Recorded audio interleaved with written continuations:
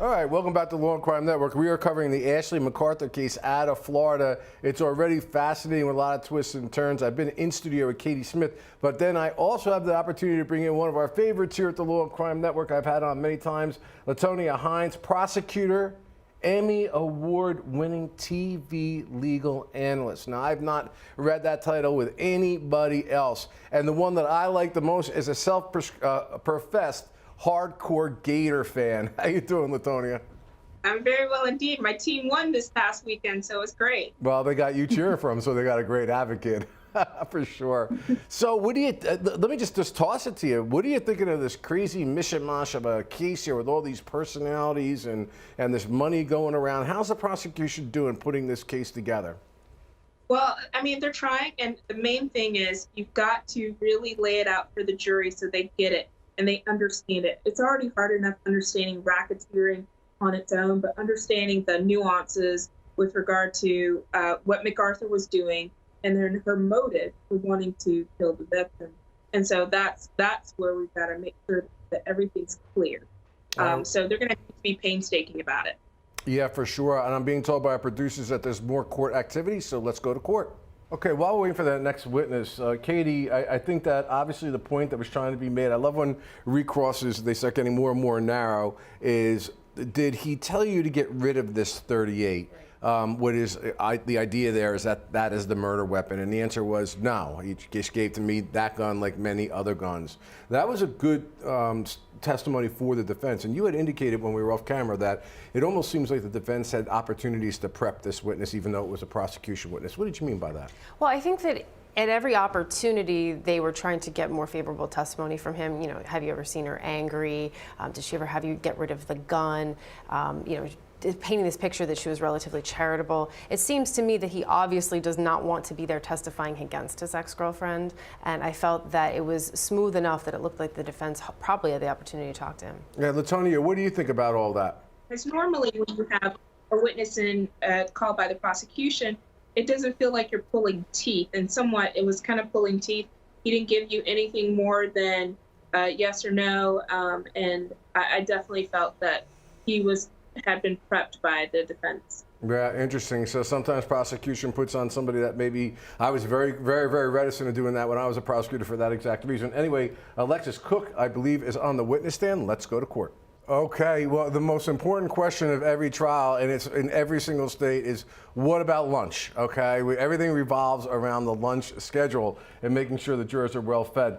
I've got another in-studio guest with me right now. It's a great honor again to have Kirk Burkhalter with me. He's a professor at NY Law, 20 years with the New York City Police Department, detective first grade, did long-term investigations, organized crime, domestic and industrial terrorism, and a great guest here at the Law and Crime Network. Welcome back. Thank you, my pleasure. Okay, so since you're the newest one, so you know, what are you thinking right now? I mean, I think when the prosecutor on redirect, and I did it many years myself, has to come back and say, are you a really nervous person and that's why you make mistakes when you testify? It's really not like the best thing. It's a good question to ask, but that's basically saying you recognize mistakes were made in the testimony.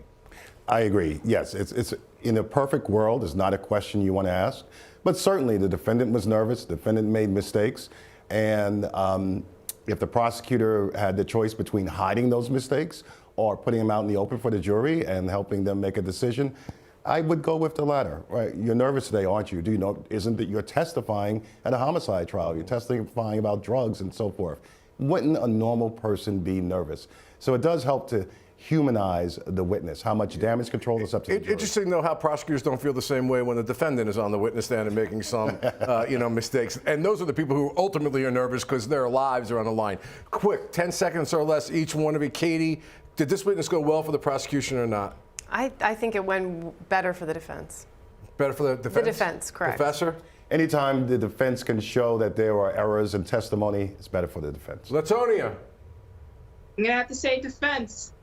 Yeah, okay, and I happen to agree. This was not a witness that killed it for the prosecution, and you got to be careful with that. You have to make sure your witnesses are going to be pristine. This wasn't one of them. This is going to be a fascinating case, folks. Only in the Law and Crime Network, gavel to gavel coverage. We'll be back with all these great guests. Stick with us. We'll be right back.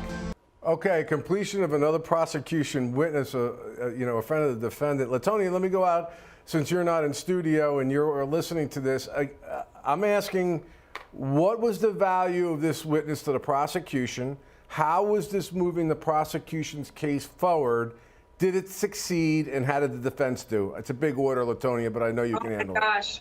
Oh my gosh, that's so much. First of all, the value of it is that I guess on some levels it bolsters the conversation that was had with the other witness that we heard earlier, the one, I don't know what to call her name, the defense got out Grand Theft Auto. So that's all that's sticking in my head right now. The other benefit from her is this whole idea about the cocaine, the fact that it wasn't in the media, and then two, that she was a closer friend than the other person who was mentioned earlier. So you've got a better connection there with regard to that conversation. And also you have an idea into what is the mindset of the defendant. What is it that they normally do and do together? So you've got some of that. Is it the strongest thing? No, not necessarily. That's the thing I'm gonna have to say about most of these witnesses. No one wants to be here. And most of the time, nobody wants to testify in this type of trial, but you really get the impression these people do not want to be here, especially because you're now airing out their own behavior, the own things that they've been doing. So I see why the prosecution's doing it, to get things to go forward, inch by inch, but it's not an attractive inch by inch. Yeah, and Professor, I used to watch people armchair quarterback the cases that I was trying, and why do you put that witness on when I've got 14 other witnesses that I'm going to be putting on, and each one has a strategic reason, at least I hope that it did, as to why it was being done. So sometimes a little unfair to question why the prosecution is doing what they're doing right now. But they're not home run witnesses, and I'm wondering whether sometimes you can put on enough of these kind of people where the jury starts to lose, their sensibility about, well, what are we doing here? We're losing focus. And I've seen some lawyers do that. There used to be a theory for some people in my office used to say, just throw everything up against the wall and see what sticks. Yours truly was never a fan of that philosophy. What are your thoughts? Well, I agree. Never just throw everything against the wall, because it tends to confuse, confound, and even bore the jury, possibly. However, as we mentioned, the previous witness wasn't as strong. So if you can get to find a happy medium, where if you have a few witnesses that are not strong, in the aggregate, they may be a little bit stronger. But the problem is, once you put up a succession of witness after witness after witness that is not strong, then it starts to smell like your case is not that strong. So I do think that this last witness moved the needle forward a little bit. However, I agree with Latonia that these folks they're younger. They definitely don't want to be there. Exposes their dirty laundry. They're being asked about drinking and so forth.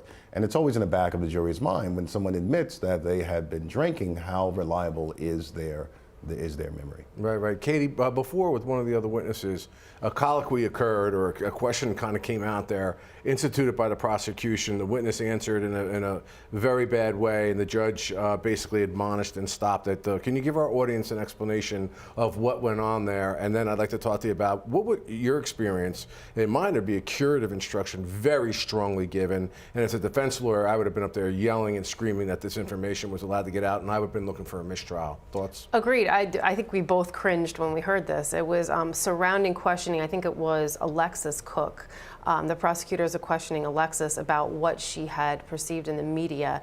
And one of the statements was that Jessica, her friend, had stated that the defendant killed the victim. Mm-hmm. And we both were like, ugh, yeah. Because that's bad. That should never come out. There should have been an immediate curative instruction, and I would have moved for an immediate mistrial. The only reason not to do that is to highlight, you don't want to shine a spotlight on something that's negative if it could be easily glossed over, but that's a biggie. Yeah, and in our jurisdictions, at least, and everyone's a little bit different, the judge is mandated to give a timely and forceful curative instruction at the time, the compounding argument they really don't follow. And that is one where this prosecution could have gotten hit with a purposeful attempt to derail the case. A mistrial could have resulted in a double jeopardy issue there. Exactly, because before these things go, there's always going to be motions in limine. The judge is always going to explain the parameters of what information can come out. That should never have come out, and I felt like the prosecution wasn't controlling it enough. Right. Okay, excellent analysis, boy. I got one heck of a panel of guests here today at the Law and Crime Network. We're going to do a little business. We're going to go to a commercial, but I'll be back with all these great folks and this fascinating trial. Don't go anywhere.